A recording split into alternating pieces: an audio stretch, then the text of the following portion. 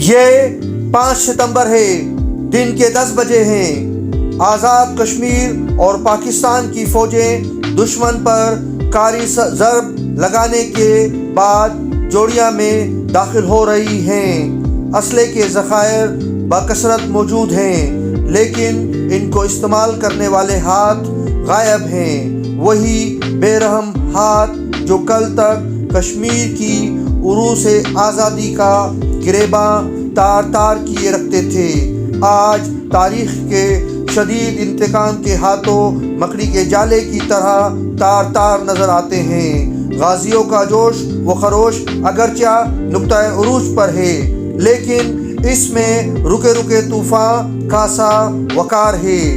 جوڑیوں کا علاقہ بھارت کے چنگل سے آزاد کرایا جا چکا ہے۔ آزادی کے جیالے انتہائی نازک صورتحال میں بھی اخلاقی ضابطوں کا دامن تھامے ہوئے ہیں۔ کہتے ہیں محبت اور جنگ میں ہر چیز جائز ہوتی ہے، لیکن یہ تو ان قوموں کی کہاوت ہے جو زندگی کے پاکیزہ تصور اور مفہوم سے ناآشنا ہیں۔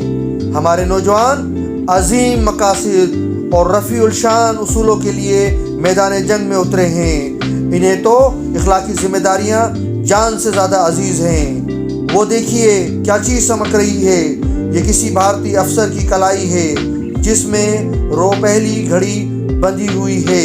400-500 روپے سے کیا کم ہوگی، لیکن ہمارا ایک بھی نوجوان اس کی طرف آنکھ اٹھا کر نہیں دیکھتا۔ اس کے سینے میں مقصد کا شعلہ فروزاں ہے، اس کی حرارت نے حرص و ہوا کی آلائشیں خاکستر کر دی ہیں۔ دشمن ہر مقام سے بدحواسی کے عالم میں بھاگا ہے اور اپنے پیچھے چند بوڑھوں، بچوں اور عورتوں کو چھوڑ گیا ہے۔ یہ سب کے سب غیر مسلم ہیں، لیکن اسلام اپنے مجاہدوں کو سویلین آبادی بالخصوص عورتوں، بچوں اور بوڑھوں پر ہاتھ اٹھانے کی اجازت نہیں دیتا۔ اللہ کے سپاہی ان کے ساتھ حسن سلوک سے پیش آتے ہیں اور انہیں خود ہی محفوظ مقام تک پہنچا دیتے ہیں۔ اس پیاری سیرت و کردار کی فوج جوڑیاں سے آگے بڑھ رہی ہے۔ وہ چند گھنٹوں میں 3 میل آگے نکل چکی ہے۔ اخنور ہماری توپوں کی زد میں ہے۔ او پی دوربین سے ماحول کا جائزہ لیا جا رہا ہے۔ اسے دریائے چناب بہتا ہوا نظر آ رہا ہے اور وہ پل بھی جو جوڑیاں کو اخنور سے ملاتا ہے منزل مقصود 3-4 میل کے فاصلے پر ہے۔ پاکستانی جاں بازوں پر غیر معمولی سکوت طاری ہے، وہ اپنے اپنے کاموں میں مصروف ہیں۔ امید ہے کل صبح تک مجاہدین اخنور کو بھارتی استعباد سے آزاد کرا لیں گے۔ اگر دشمن کے ہاتھ سے اخنور نکل گیا تو پھر اس کا جموں اور کشمیر کی وادی میں ٹھہرنا مشکل ہو جائے گا۔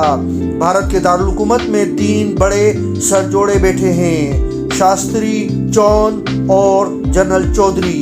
انہیں جوڑیاں کے سقوط ہونے کی اطلاع مل چکی ہے۔ چہرے سے پریشانی خاص ہویدا ہے۔ سامنے میز پر بہت بڑا نقشہ پھیلا ہوا ہے۔ جنرل چودھری کے ہاتھ میں چند کاغذات ہیں، وہ انہیں بھی میز پر پھیلا دیتا ہے۔ اب ہمارے لیے ایک ہی راستہ ہے، وہی راستہ جس کا ذکر میں پہلے کئی بار کر چکا ہوں۔ جنرل چودھری دھیمی آواز میں کہتا ہے، کون سا راستہ؟ بات واضح اور مختصر کرو، اب پہلیاں بجھوانے کا وقت نہیں۔ شاستری مناتا ہے، یہی کہ ہم فوراً لاہور کی طرف پیش قدمی کر دیں۔ تمام انتظامات مکمل ہیں۔ مجھے یقین ہے کہ ہماری فوجیں 6 ستمبر کی صبح کو لاہور میں داخل ہو جائیں گی۔ لاہور پر دباؤ پڑتے ہی پاکستان کشمیر میں پیش قدمی نہیں کر سکے گا۔ جنرل چودھری کی آواز میں اعتماد کی جھلک ہے۔ اور جناب، ہم 6 ستمبر کی رات کو لاہور جیم خانہ کلب میں جام صحت پی سکیں گے۔ چون شاستری سے قدرے مسکراتے ہوئے کہتا ہے، مگر کیا ہم بین الاقوامی سرحد کو اعلان جنگ کیے بغیر عبور کر سکتے ہیں؟ شاستری پیشانی پر ہاتھ پھیرتے ہوئے پوچھتا ہے۔ جب پاکستان ہی باقی نہ رہے گا تو بین الاقوامی سرحد کا سوال کون اٹھائے گا؟ چون جواب دیتا ہے، ٹھیک ہے، لیکن میں راشٹرپتی رادھا कृष्णन से मंजूरी ले लूं। शास्त्री ये कहकर राष्ट्रपति से खुफिया टेलीफोन पर बात करता है। बिल्कुल ठीक है, जारियत ही जिंदगी का सुनहरी उसूल है। पाकिस्तान पर फौज कशी कर दो। राष्ट्रपति की आवाज़ खासी बुलंद है। शास्त्री साहब ने जनरल चौधरी को आखिरी मंजूरी दे दी। 5 और 6 सितंबर की दरमियानी रात लाहौर पर 3 अतराफ से हमला हो चुका है। दुश्मन की 5 डिवीज़न फौज पेशकदमी कर चुकी है। टैंक और तोपखाना आग बरसाता है। हवाई जहाज पाकिस्तानी इलाकों पर बम गिरा रहे हैं। हमला अचानक और इतनी शिद्दत से हुआ है कि बज़ाहिर दुश्मन को आगे बढ़ने से रोकने वाली कोई चीज़ नहीं। लेकिन अजीब बात है कि दुश्मन बेपनाह साजो सामान और कसरत फ़ौज के बावजूद 3 मील से ज़्यादा पेशकदमी नहीं कर सका। BRP नहर तीनों तरफ से रास्ते में हायल है। पाकिस्तान के कफन बरदोश जांबाजों ने अपने से 5 गुना बड़ी ताकत को रोक लिया है। वो अपने मुकद्दस वतन की हिफाजत के लिए सीना सुपर हुए हैं और आखिरी सांस और आखिरी गोली तक लड़ने का अज़म रखते हैं। दुश्मन का सबसे बड़ा टारगेट BRP नहर पर बना हुआ वो पुल है जिससे GT रोड गुजरती है। भारतीय फौज इस पर जल्द से जल्द कब्जा कर लेना चाहती है। पाकिस्तानी इंजीनियर इसे उड़ा देने के लिए मौत की वादी में दाखिल हो चुके हैं। 6 सितंबर और 7 सितंबर की दरमियानी रात एक क़यामत खेज धमाके के साथ पुल के टुकड़े फिजा में बिखर जाते हैं। दुश्मन बाजी हार चुका है और जख्म खाए हुए सांप की तरह फनकार रहा है। 7 सितंबर की सुबह को फिर वही 3 बड़े बैठते हैं। तीनों के चेहरे लटके हुए हैं। चौन के मुंह में गुस्से के मारे झाग उठ रहे हैं। जनरल चौधरी पश्चिमा से है। शास्त्री गुस्से से कहता है, तुम तो कहते थे कि सुबह तक हमारी फौजें लाहौर में दाखिल हो जाएंगी और तुम्हारी ही यकीन दहानी पर हमने बैनुल अक़वामी प्रेस को लाहौर पर कब्ज़ा होने की खबर भी दे दी थी, मगर हमारी फौजें 3 मील से आगे बढ़ न सकी। अब मैं कौम को क्या जवाब दूंगा?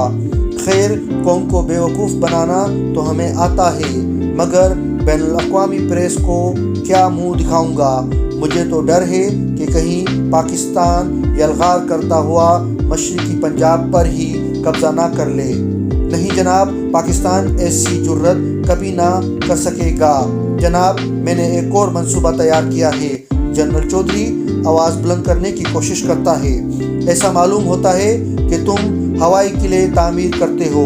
जो हशर तुम्हारे लाहौर के मंसूबे का हुआ है वही दूसरे का होगा। नहीं जनाब, इस मंसूबे पर मैं तमाम रात काम करता रहा हूँ। इसकी जुज़ियात तक तय कर ली हैं। मुझे यकीन है कि पाकिस्तान एक ही दिन में 2 टुकड़ों में तकसीम हो जाएगा। क्या है तुम्हारा मंसूबा? ज़रा हमें तो दिखाओ। जनरल चौधरी मगरबी पाकिस्तान के एक हिस्से का तफसीली नक्शा दीवार पर लटका देता है। इस पर सुर्ख और नीले निशानात लगे हुए हैं। फिर वजाहत से बताता है, देखिए ये जस्टर है।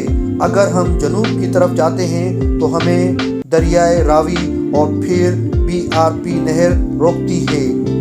हम 30 घंटों की शदीद जंग के बावजूद अभी तक BRP नहर अबूर नहीं कर सके। अब जस्टर के ऊपर नज़र डालिए, दूर दूर तक कोई दरिया या नहर नज़र नहीं आती। हम इस इलाके में किसी रोक टोक के बगैर दाखिल हो सकते हैं। रास्ते में कोई मुज़ाहमत ना होगी। ये सांबा है, यहाँ से हमारी सप्लाई लाइन कश्मीर को जाती है और यहीं से हम इन डिवीज़न को खुराक और असला मुहैया करते हैं जो जस्टर के शुमाल में पाकिस्तान की सरहद में दाखिल हो चुके होंगे। लीजिए, अब मैं आपको तमाम ज़रूरी तफसीलात से आगाह करता हूँ। 1st आर्मर्ड डिवीज़न अमृतसर में मौजूद है। इसे बड़ी आसानी से रात के वक्त सियालकोट की सरहद पर लाया जा सकता है। इसका कमांडर बहुत फुर्तीला और चाक व चौबंद अफसर है। इसकी मुलाजमत का बड़ा हिस्सा आर्मर्स से मुंसलिक रहा है।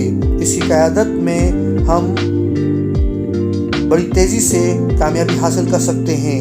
इस डिवीज़न में 9 ریجیمنٹس ہیں اور ہر ریجیمنٹس میں 72 ٹینک۔ اس طرح ہم 450 ٹینکوں کے ساتھ نکھنال کے راستے پاکستان میں داخل ہوں گے۔ یہ آرمڈ ڈویژن گڈگور، پھلورا اور چونڈا سے ہوتا ہوا ڈسکا اور پھر گجراوالا پہنچ جائے گا۔ اس طرح 12 گھنٹوں کے اندر ہم جی ٹی روڈ پر قبضہ کر کے پاکستان کو ٹکڑوں میں کاٹ دیں گے۔ لاہور اور راولپنڈی کے درمیان کوئی تعلق باقی نہ رہے گا۔ اس آرمڈ ڈویژنوں کی دونوں طرف پیادہ 72 گاڑیوں میں فوج ہوگی۔ 14ویں ڈویژنوں کو آرمڈ ڈویژن کے بائیں بازو میں روانہ کریں گے۔ یہ ڈویژن کے متوازی چلے گا اور ظفروال ناروال پر قبضہ کرتے ہوئے شاہدرہ پہنچ جائے گا۔ آرمڈ ڈویژن کی دائیں جانب 2 ڈویژن پیادہ فوج ہوگی، ایک چھٹا ڈویژن اور دوسرا 26واں انفینٹری ڈویژن۔ اول الذکر ڈویژن باجرہ گھڑی، بھاگوال اور بدیانہ سے ہوتا ہوا سمبٹریال پہنچ جائے گا۔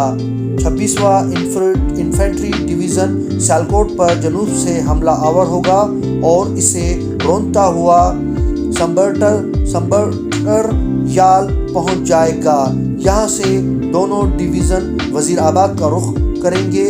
ان کے ہمراہ 300 فیلڈ گنیں ہوں گی جو 25 سے لے کر 2 پاؤنڈ کے گولے پھینک سکیں گی۔ پیچھے ہمارا توپخانہ ہوگا۔ اس منصوبے کے مطابق ہم جی ٹی روڈ کو 3 مقامات سے کاٹ دیں گے اور پھر پاکستان دم توڑ دے گا۔ ہم تقسیم کے وقت سے اب تک یہی تو کوشش کرتے رہے ہیں کہ پاکستان ختم ہو جائے۔ میرا یہ منصوبہ ہمارے برسوں کی ناتمام آرزو کو پورا کر دے گا۔ واقعی منصوبہ تو بہت مکمل ہے۔ میرے خیال میں ہمیں اس کو عملی جامہ پہنانے میں دیر نہ کرنی چاہیے۔ جون عالم جوش میں اپنا پہلا تاثر بیان کرتا ہے۔ شاستری ابھی تک نقشے پر نظریں گاڑے ہوئے ہے۔ 2 منٹ کے بعد سر کو جنبش دیتے ہوئے کہتا ہے، جنگ کے لیے میدان تو بہت اچھا منتخب کیا ہے، یہاں کوئی رکاوٹ نظر نہیں آتی، بس اسی پر عمل شروع کر دو۔ 8 ستمبر کے ٹائمز آف انڈیا میں بھارتی وزارت دفاع کا اعلامیہ شائع ہوتا ہے۔ ہماری یہ پیش قدمی مغربی پاکستان کو فوجی لحاظ سے ٹکڑے ٹکڑے کر دے گی۔ ریلوے اور سڑک کے ذرائع کٹ جائیں گے۔ پاکستان کو بھارت کی قوت کے بارے میں جو تھوڑے بہت شبہات تھے وہ سیالکوٹ کا نیا ماز کھل جانے سے یکسر ختم ہو جائیں گے۔ لاہور پر حملے کے بعد سے سیالکوٹ کی طرف سے دشمن کا حملہ ہر وقت متوقع ہے، لیکن اس بات کا تعین مشکل ہے کہ وہ میلوں میں پھیلی ہوئی سرحد میں کن مقامات سے داخل ہوگا۔ فوج کے مختلف حصے اپنے اپنے کاموں میں مصروف ہیں۔ ہر اول دستہ سرحد کے قریب متعین ہے اور وہ دشمن کا کھوج لگانے کی کوشش کر رہے ہیں۔